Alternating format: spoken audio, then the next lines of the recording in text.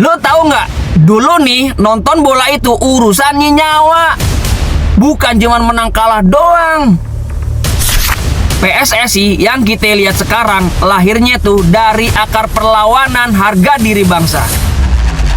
Zaman penjajahan, lapangan hijau itu medan perang tanpa peluru. Pas company ngeremehin kita, ibarat bahasa kita mah nih, PSSI berdiri buat bilang kita kagak bisa lu injek-injek. 19 April 1930 di Jogja, Insinyur Suratin nyatuin jagoan dari 7 kota, termasuk Jakarta dan Bandung. Misinya satu, nyatuin bangsa lewat bola. Tapi lo mesti tahu, PSSI waktu itu ibarat bocah baru lahir yang mau dicekek Belanda. Kagak punya duit, kagak punya lapangan, dikuntit terus ame polisi rahasia Belanda. Disinilah dua pahlawan kita turun tangan, MH Tamrin dan Otto Iskandar-Dinata.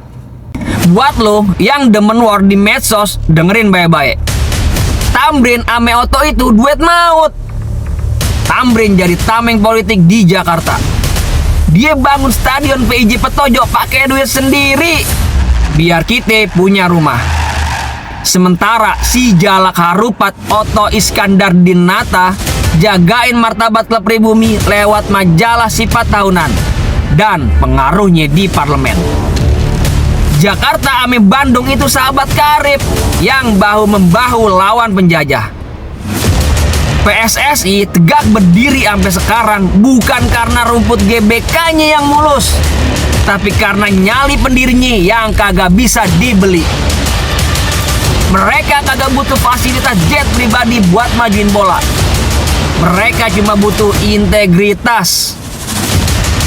Tapi lo lihat sekarang, dua klub bersejarah yang harusnya jadi daya tarik penikmat sepak bola dunia dengan labelnya El Clasico, mau tanding di Jakarta aja susahnya setengah modar. Sampai banyak spekulasi liar di medsos soal perizinan dan fasilitas.